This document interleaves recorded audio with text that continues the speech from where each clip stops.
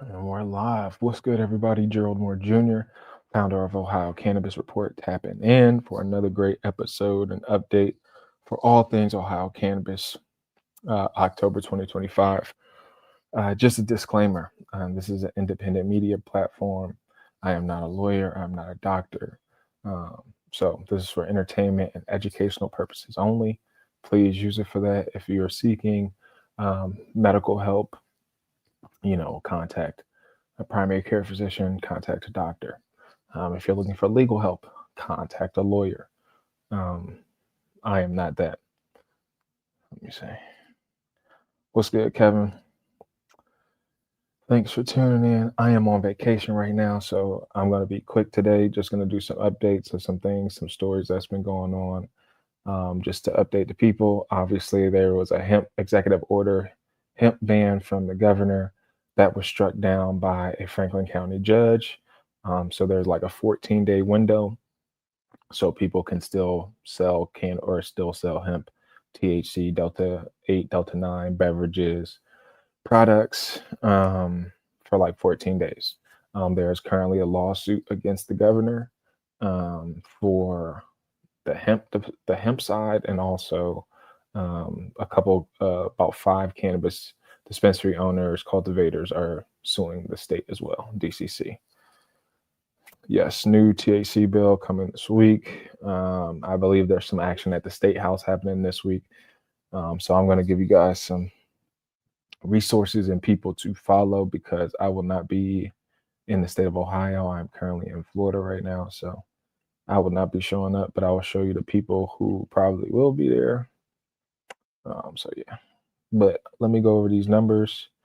They just released the updated numbers for October 16th, 2025. 37 cultivators, or 37 certificates of operation for cultivators, 23 level 1, 14 level 2, processors, 46 certificates of operation, 46 dual use, testing labs, 8 total testing labs, dispensaries, 170 dual use certificates of operation. We'll go ahead and show the map so people can see, just for sakes of the show. All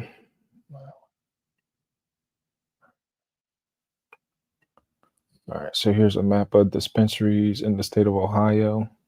As you can see, obviously the bulk of those dispensaries are in your main 3 areas, right? Your Columbus, your Cincinnati, and your Cleveland area. So as you can see, a lot in Columbus. Delaware got a couple, Licking got a couple, Muskingum got a couple, Fairfield, Perry, let's see. Pickaway County doesn't have one. Benton County doesn't have one. Meigs County not having dispensaries, kind of crazy. Athens has 3. Washington Courthouse, Morgan, Noble, Monroe, Belmont, Harrison, Carroll, Columbiana. Trumbull got 4 or 5. Mahoning got 2. Portridge got 4. Cuyahoga got a bunch. Lake, Ashtabula, Erie, Crawford County, now Wyandotte. So, still a lot of places to fill in on the map in terms of dispensary locations. And like I said, this is no special link. This is the Department of Commerce, so anybody can come to this website and find this information if you ever want to. So I think it's important that people understand that you have access to these resources, just to keep people accountable. You can also see all of the dispensary locations, phone numbers on the side here. So just to keep folks abreast of what's going on. Let's see. Oh yeah, this also shows you the pricing of everything. So if you wanted to open up a level 1 cultivator, application fee $20,000, initial fee, certificate of operation $180,000, annual license renewal fee $200,000. Level 2, 2,000 initial fee certificate, 18,000 annual license renewal fee, 20,000. hmm The application period for cultivators is closed. For records related to this application period, contact the DCC at dccrecords@com.ohio.gov. So again, they show you a lot of information, but a lot of people, don't want to do the work for whatever reason. Let's see, dispensaries. Let's see. So licenses, there's 171 licenses for certificate operation, 11 licenses for personal. Application fee 5,000, initial fee 70,000, biannual licensing renewal fee 70 grand. That ain't that bad for real, for real. 140, 145,000.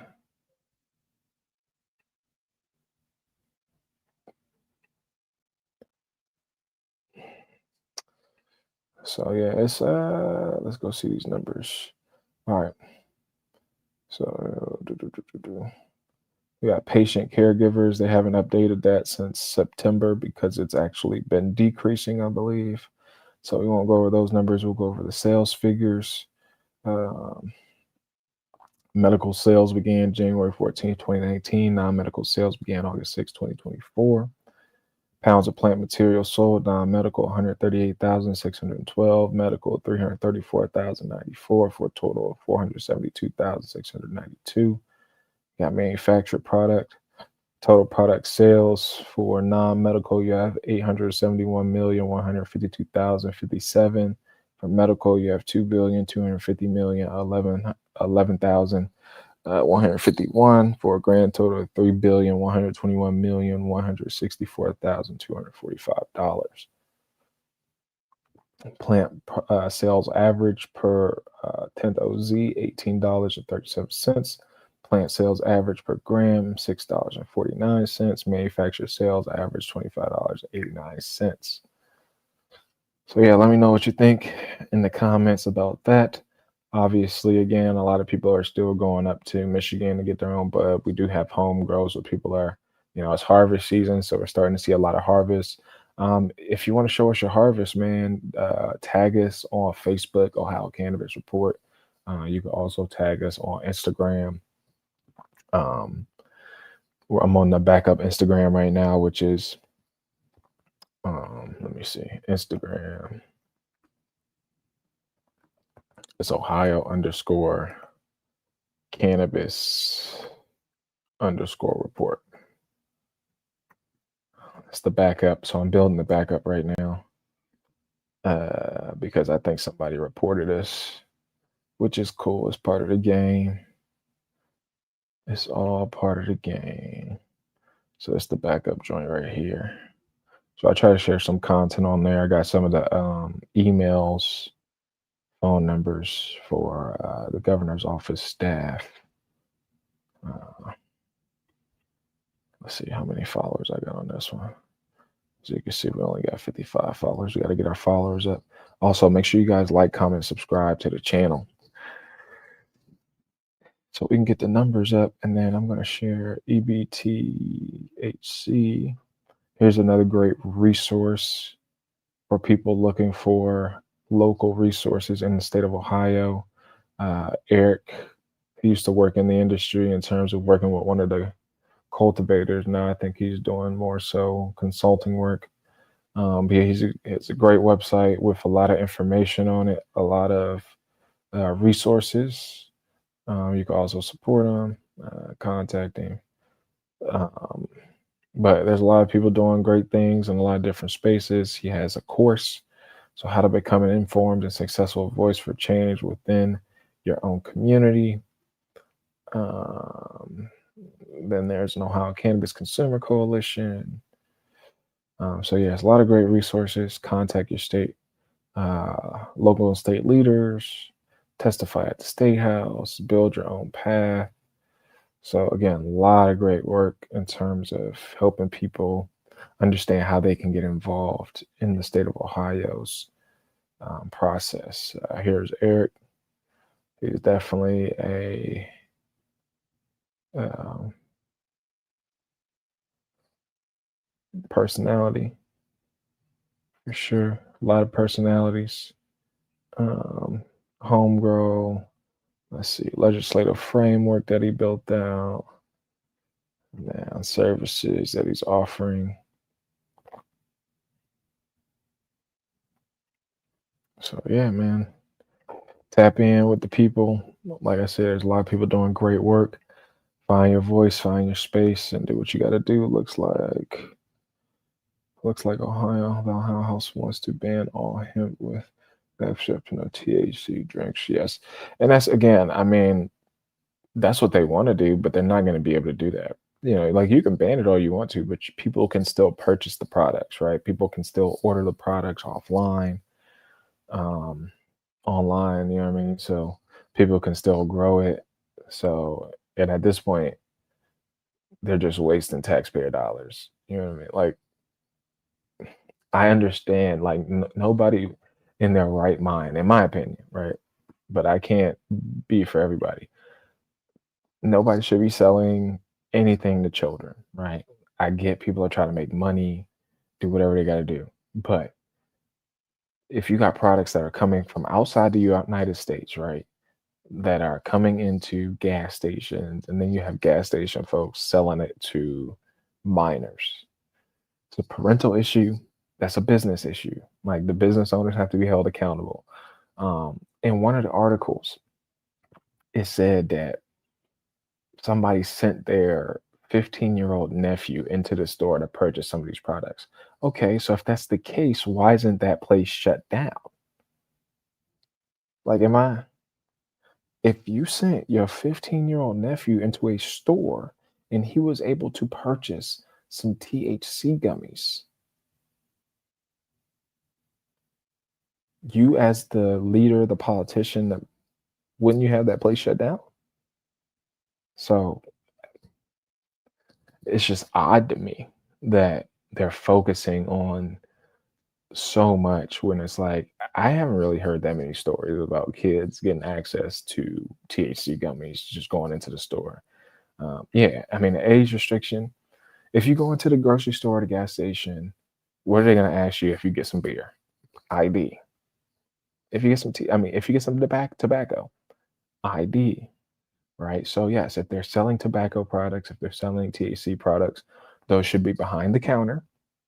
If they're not behind the counter, they should not be with the candy, right? Like they should not be mixed in. So I haven't seen it. I mean, I rarely go into the gas station these days. Like when I go to the gas station, I'm paying at the pump. You know what I mean? So I don't really necessarily, or I get gas station at the grocery store.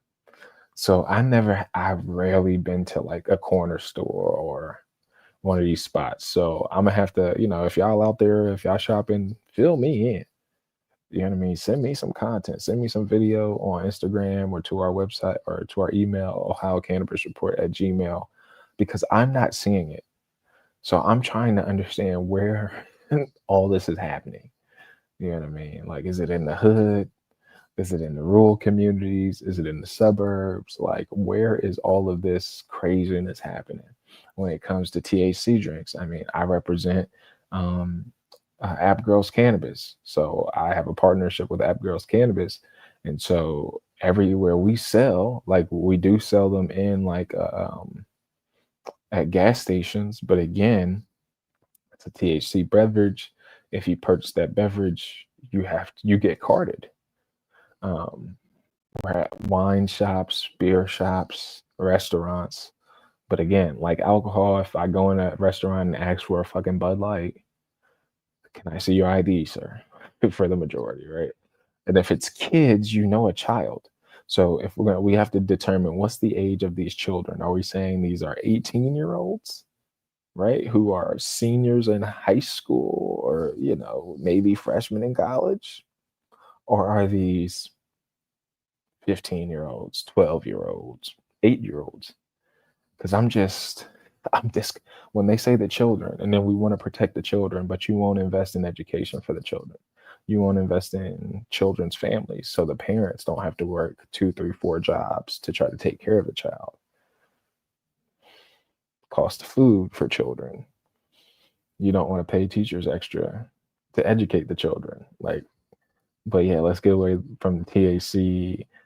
No, this is a problem because OCAN, who is the conglomerate that's controlling or supporting the industry, right? The cultivators, the processors, dispensaries. They are the ones going and saying, no, they are our competitors and they don't have the same regulations as us.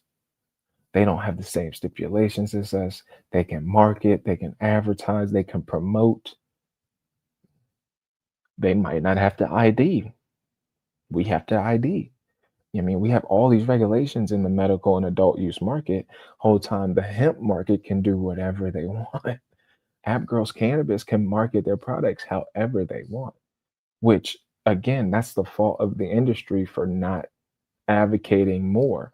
Because if you're going to lobby and legislate against hemp, why not lobby and legislate so you can have better advertising laws, better marketing laws, better education laws? Where is the social equity money? Where is the community fund? Why aren't we trying to expand the industry instead of constrict it?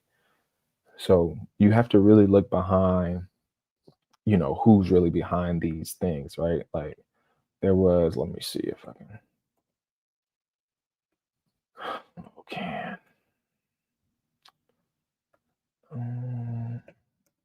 Because they had a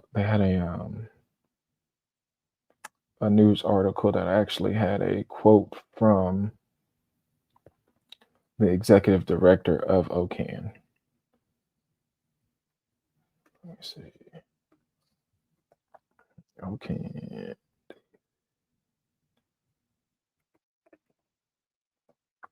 David Bowling.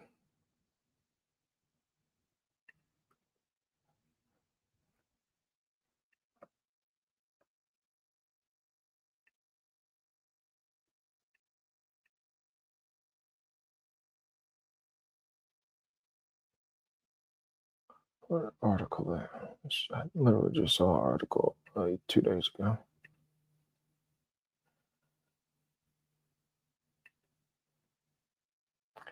Well, we'll see.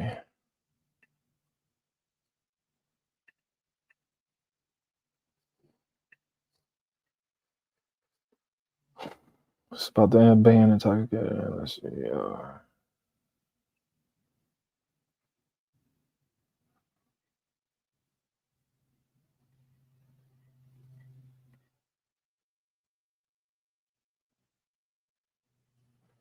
But I mean, it's a money thing. At the end of the day, people just got to realize this is just big business, and hemp allows, smaller companies to be in the game. I believe OCAN is trying to eliminate the competition for sure. Also, with the drinks in bars, stores, in harvest season, most dispensaries are afraid that sales will slump. For sure. Yeah. I mean, that's literally what they're advocating for. Um, because right now what we have to understand is what, from a business perspective, right? From a pure business perspective, commerce and how American business has traditionally been done. And you just look at the market in terms of how they have come into the industry, and everybody is trying to corner their little piece of the market, right? All the companies are coming out with, oh, we got this. Like, remember when Lester Pods came out and it was like only Grow Ohio had the Lester Pods. Now, this company has this type of vape pen. This company has this edible. This company has this product. And so it's really just these companies trying to corner their little piece of market and one, make as much money as possible, right? Like they want to make as much money as possible while things are still gray, while there's still, they saying it's heavy regulation, but if it was heavy regulation, we would know all the products that are remediated, right? If you're remediating products, we should be knowing every package that is sold with remediated product on it. One, it should say it. This product has been put through a remediation process. This product was remediation. This product had mold on it. We put it through a process that killed the mold, cleaned it up, but it's not a pure product. They're not doing that. So if you really want to be all technical and all, like, no. So, but again, people, consumers, because people are buying the product, whether we could complain all we want to. I go to the dispensary because one, my plug ain't always there. I just harvested my first batch of home grow, but that's still drying and curing. Um, and so again, like if I need some tree and I hit the plug up and the plug don't answer, I hit this plug up, he don't answer, or and I got a dispensary 5 minutes away. Plus, I use creams, I use tinctures. Like everybody doesn't have all the products. You know what I mean? I don't just smoke, I don't just vape, I don't just like my wife likes the CBN gummies, the CBG gummies. Um, Also, if I voted for this, if this is something that I spent time advocating for, if this is something that I spent time going to the polls for, um, I want that service to be how it should be. And then on the business side, I want it to support the people that it should support first, not a bunch of greedy millionaires who, I think, when I talk about social equity too, I know I can only speak from a black man's perspective. White people will be like, well, white people are poor too. White people are caught up. Okay, then speak up about it. You know what I mean? All I know is my community, my family, the people that I grew up around. When I got around white people, when I started going to Catholic school in fourth grade, from but that vantage point, all the white people I knew were rich. I didn't really connect with poor white people until I went to school in Athens, and I was like, oh, oh, West Virginia. I was like, oh, Zanesville, Columbus. I'm like, oh, I didn't realize it was a bunch of poor white people like that. I was only around a bunch of privileged white people. So, like for me, when I speak up, and people are like, well, black people. Well, I don't know that. I don't have 400 years to get this together. You know what I mean? The war on drugs fucked my people up though. Like that was a whole domestic war. And that uplifted whole middle class communities because they became police officers, they became lawyers, judges, prosecutors. The prohibition side lost the battle, so no, they want to control the market. Right. And again, I mean, we have to look at it as a whole picture too, right? Like it's the full picture of America, right? Like, because cannabis is still a federal issue, right? So, but that's why they're also having issues with hemp because hemp farm bill was a federal bill, right? And so, yeah, they can try to do all they want at the state level, but it's already, so much gray. But that's also why we have to speak about it because we have to be challenging the system. The federal government shut down right now, right? But we have to be challenging, speaking up, educating the community. Most people don't get the information until it's too late, especially in a place like Ohio. A lot of people don't even have internet. A lot of people can't read. A lot of people's comprehension is messed up. Like, but people have to get the information. When you look at how many people lack knowledge and information and just basic resources on what's going on, like people still don't even know we have a legal industry. But again, they're not the state should be giving out weed. Like in my opinion, the state of Ohio should be giving out cannabis seeds. The state should be promoting hemp, right? If we're having trouble right now, if the farmers can't sell the soybeans to China, I'm surprised they're still not inside. Yeah, they chilling. They're getting that tan. Keep it quiet. I'm on a call. I'm on a call. Just give me like 20 minutes. But it's, you know, it's the people, man. The people got to really step up and voice their stuff. Let me see. Also, the leaders in Ohio are inclined to restrict the market, so big cannabis is playing on those days. Yep. Yeah. I mean, Ohio's trying to, Ohio's all about big business right now, right? Trying to turn these companies into giants, right? And then they're just selling things off, right? Like a lot of these companies are being sold. There's mergers and acquisitions. Um, so it's really not about the culture. It's really not about getting people better. It's really not about facilitating like a true economic, like and vibrant and enriching community through weed. Like it's just a bunch of blood sucking, greedy, sleazy millionaires, you know what I mean? They have invested, tens of hundreds of millions of dollars into this industry now. That where were any of these people 6 years ago? Like where were they? When there was no legalization, when we didn't have no legal weed, where did these people come from all of a sudden? Were they investing in uh are they investing in civil rights, right? Are they investing in helping communities that have been disproportionately impacted by the war on drugs? I don't see that. Like these companies are making millions right now. I just read off all the numbers. $3 billion. None of that money is going back into the communities that have been hurt. Black, white, Hispanic, poor. I'm not seeing it. People that's working in the dispensaries is high turnover because it's a high stress job. You on your feet all day. You're in a medical job, but you getting paid what, $15 an hour? You got a cultivator being a trimmer for what, $17 an hour? Like we could look all the stats up. Like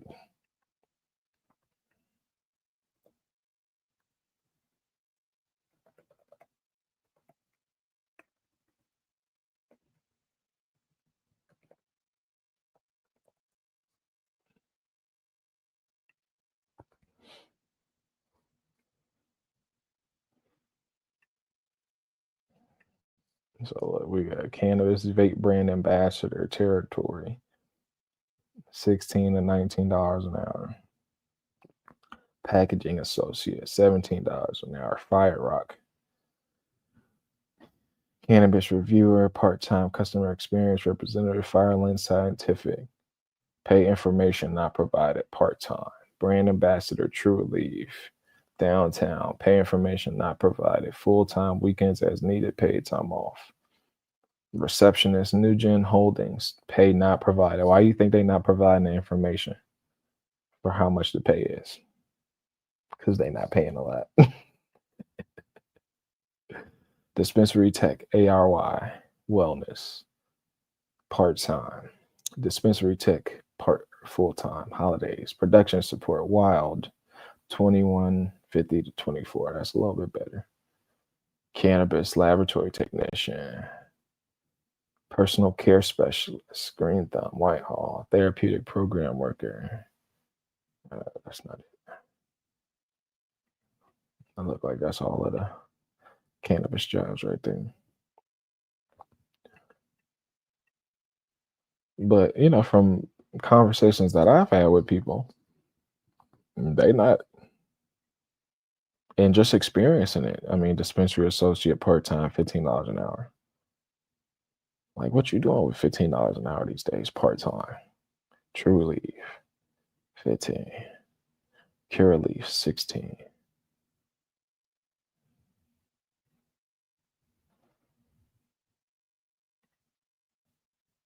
Juicy, general manager. And the culture just looked like it's whack too. Green investment partners, HVAC technician, $25, $29 an hour. But you gotta have a background in HVAC, business development representative, THC, nicotine, Columbus. Look at that. That's wild. Columbus Distributing Company.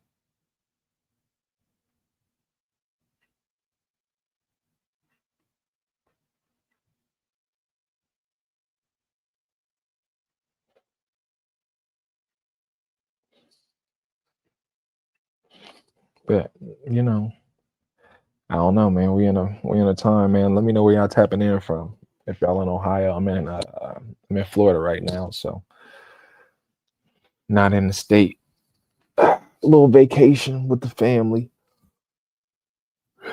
but I want to make sure I'm definitely gonna tap in a few times while we're here. We're here for a week, so we just got here yesterday, so I'm still recovering from traveling. We drove, so drove from Ohio. Beautiful trip. Always love traveling, and especially these times, man. You could really see what's going on. Um, just throughout the country. We drove through West Virginia, Virginia, North Carolina, South Carolina, Georgia.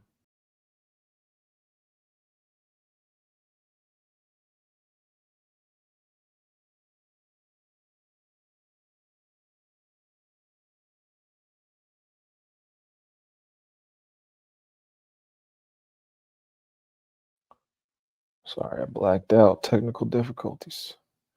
Technical difficulties. Let me see.